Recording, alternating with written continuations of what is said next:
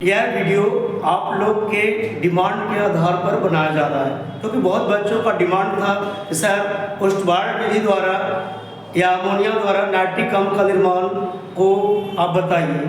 ठीक है, क्योंकि बहुत बच्चों को भी लग रहा है कि क्वेश्चन आएगा। ठीक है, तो यह वीडियो आपको डिमांड के आधार पर हम लेकर आए हैं।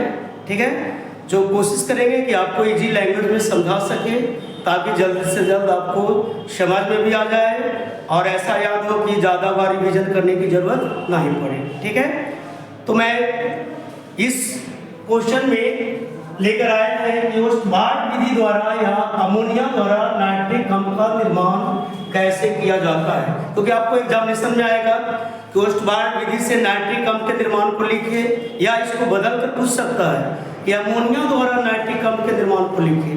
क्योंकि देखो बहुत बच्चा कंफ्यूज होता है, बच्चा लोग पढ़े हुए रहता है पोस्टबार्ड विधि से नाइट्रिक अम्ल का निर्माण, आपको कंफ्यूजन करने के लिए वो पूछ देता है कि अमोनिया से नाइट्रिक अम्ल का निर्माण को लिखे। ठीक है, तो बहुत बच्चे को लगता है कि सर तो ये पढ़ाई नहीं है, लेकिन हम लोग पढ़ाते हैं तो उसमें बताते हैं पोस्टबार्ड विधि में अमोनिया के द्वारा ही नाइट्रिक अम्ल का निर्माण किया जाता है। तो इस तरह यहाँ से दो तरीका से क्वेश्चन पूछ सकता है। एक या तो पूछेगा डायरेक्ट क्वेश्चन ऐसे पूछेगा पोस्टबार्ड विधि से नाइट्रिक अम्ल का निर्माण को लिखें, तो यहाँ तो कोई दिक्कत ही नहीं होगा। लेकिन अगर पूछ देता है कि अमोनिया द्वारा नाइट्रिक अम्ल का निर्माण को लिखें, तो बहुत बच्चा को यह समझ में ही नहीं आता है कि क्या क्वेश्चन पूछ रहा है। ठीक है, और एक बात और है कि यहाँ से एक ऑब्जेक्टिव क्वेश्चन भी आपको बन जाएगा।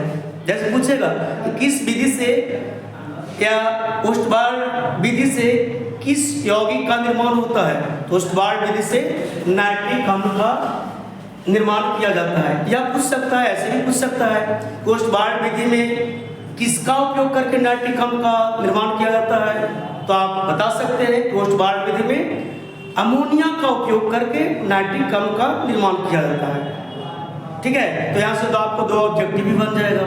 ठीक है, अगर सब्जेक्टिव पूछता है जैसे भी पूछे तो आंसर दोनों का सेम ही होगा, इसलिए हम हेडिंग ही ऐसा बनाया है जिसमें दो क्वेश्चन को इंक्लूड किए हैं। पहला पोस्टबार्ड विधि द्वारा या अमोनिया द्वारा नाइट्रिक अम्ल का निर्माण। ठीक है, तो यहाँ एक क्वेश्चन बनता है पोस्टबार्ड विधि द्वारा नाइट्रिक अम्ल के निर्माण को लिखे, दूसरा क्वेश्चन बनता है कि अमोनिया द्वारा नाइट्रिक अम्ल का निर्माण को लिखे। ठीक है, तो दोनों का आंसर क्या होगा, सेम ही होगा। ठीक है, अब हम आंसर की ओर आ रहे हैं। देखो आपको शॉर्ट में अगर आपको याद करना, मान लो कि आपको याद करना है, आपको एकदम शॉर्टकट में याद करना है, यानी आपको तुरंत क्विक रिवीजन करना है, तो पहले देखो कि पोस्टबार्ड विधि में किसका उपयोग कर रहे हैं। तो अमोनिया का, इसका फार्मूला होता है NH3।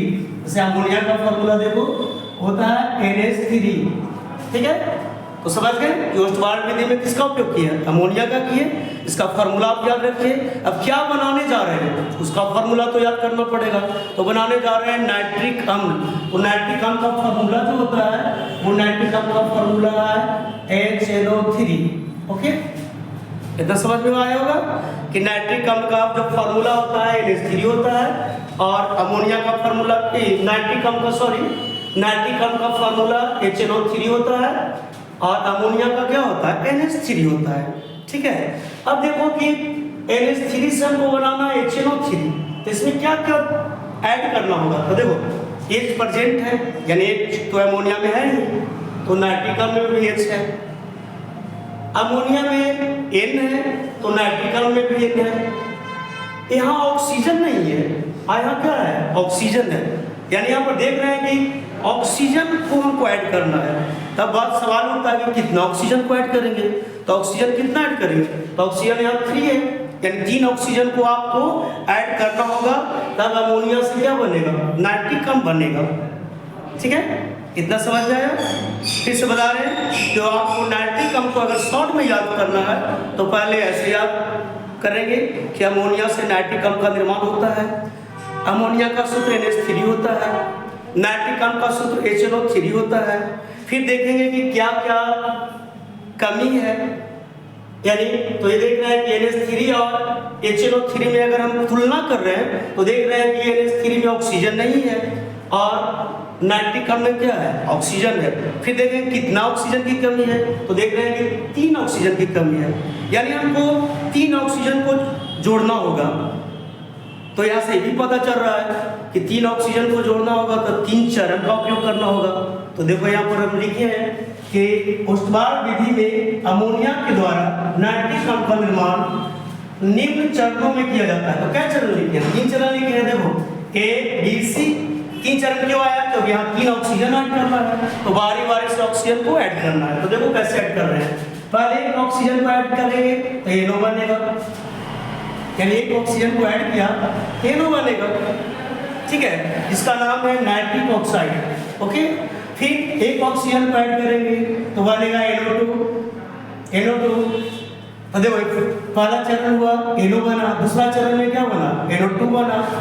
अब NO2 को 2 नाम है, एक नाइट्रोजन डाइऑक्साइड भी बोलते हैं और नाइट्रोजन परऑक्साइड बोलते हैं। तो कहीं कहीं पर आपको नाइट्रोजन डाइऑक्साइड लिखा रहेगा, कहीं कहीं पर नाइट्रोजन परऑक्साइड लिखा रहेगा, ठीक है। तो यहाँ पर देखें कि अभी और एक ऑक्सीजन चाहिए, तो एक ऑक्सीजन को ऐड करने के लिए खाली यहाँ पर थोड़ा सा याद रखना है कि आपको HNO3 जो बनाना है, इसमें ऑक्सीजन को तो ऐड कर रहे हैं, लेकिन यहाँ पर रिएक्शन कर रहे हैं किससे, वाटर से। किससे रिएक्शन किए, वाटर से किए, यानी जल से किए। तो देखो यहाँ पर रिएक्शन करवाएंगे ऑक्सीजन से, यहाँ पर ऑक्सीजन से करेंगे और लास्ट में क्या करेंगे, वाटर से। तो आप ऐसे याद करेंगे कि अमोनिया से नाइट्रिक अम्ल बनाते हैं तो पहला चरण में ऑक्सीजन से रिएक्शन करते हैं, दूसरा चरण में फिर ऑक्सीजन से करते हैं और तीसरा चरण में क्या करते हैं, जल से करते हैं। ओके, फिर आप सिंपली इतना अगर याद रहेगा तो आराम से बन जाएगा। देखो हम लिख रहे हैं, ठीक है, कि अमोनिया की अभिक्रिया ऑक्सीजन के साथ कराकर नाइट्रिक ऑक्साइड का निर्माण किया जाता है, ठीक है। नाइट्रिक ऑक्साइड का निर्माण छूट गया था, नाइट्रिक ऑक्साइड का निर्माण किया जाता है। अब देखो रिएक्शन कैसे लिखा है, बहुत लोग को लगता है याद तो हो जाता है सर, लेकिन रिएक्शन नहीं लिखने आता है। तो आपको अगर फॉर्मूला याद है तो रिएक्शन भी लिखा जाएगा। जैसे यहाँ पर देखा रिएक्शन किससे करना है, ऑक्सीजन से, किसके साथ करना है, तो अमोनिया के साथ। तो देखो अमोनिया का फॉर्मूला है NH3, ऑक्सीजन के साथ अभिक्रिया करना है तो O2 दिए, फिर बनेगा क्या, नाइट्रिक ऑक्साइड। तो नाइट्रिक ऑक्साइड का फॉर्मूला क्या है, NO है, फिर साथ में क्या निकला, वाटर निकला, जल निकला और हीट निकला, यानी उष्मा निकला, ठीक है। दूसरा चरण में देखो अब NO बन गया, अब हमको NO से क्या बनाना है, NO2 बनाना है, तो फिर से क्या करना पड़ेगा, ऑक्सीजन से रिएक्शन करना पड़ेगा।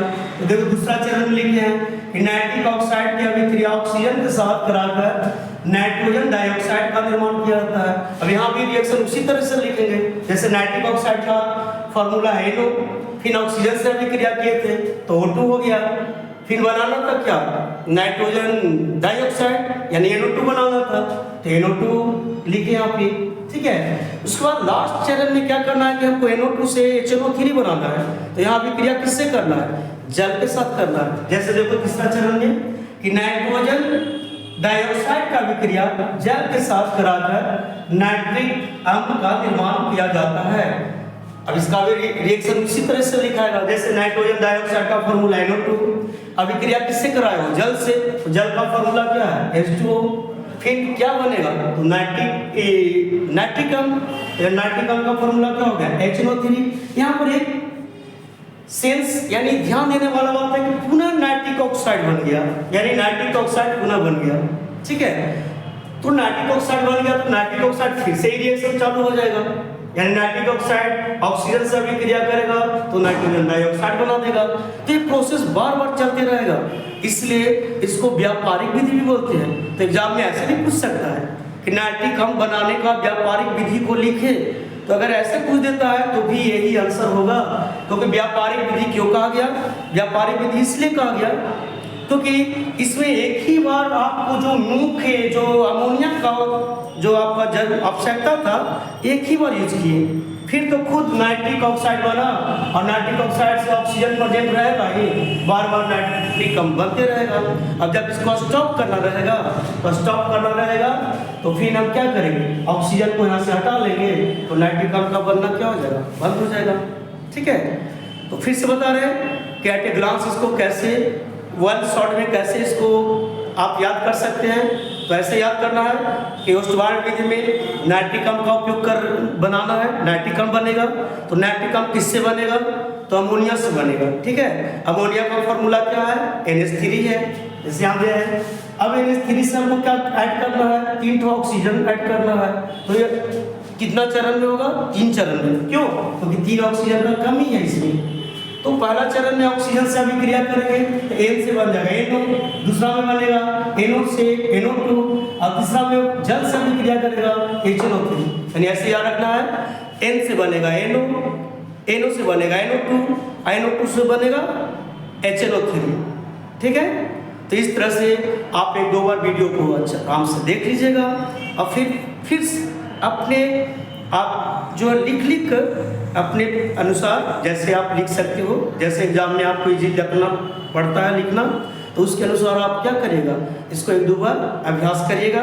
तो इस तरह से आपको जो भी लॉन्ग क्वेश्चन में दिक्कत होता है तो आप कमेंट बॉक्स में आप हमको मैसेज कर दीजिएगा कि सर इसका वीडियो बनाइए। ऐसे हम सोच रहे हैं कि अगला बार हम जो वीडियो अगला दिन बनाएं वो नोमेनक्लेचर का बनाएं, क्योंकि जो नोमेनक्लेचर का वीडियो बनाएंगे लगभग एग्जाम में खूब वही आ जाएगा, कोई चेंजिंग नहीं रहेगा। ठीक है, तो अगला बार का वीडियो वही होगा नोमेनक्लेचर का। ठीक है, तो हम आशा करते हैं कि आप लोग कड़ी मेहनत के साथ तैयारी में लगे हुए रहिए, आलतू फालतू बात पर ध्यान नहीं देना है। Okay, thank you.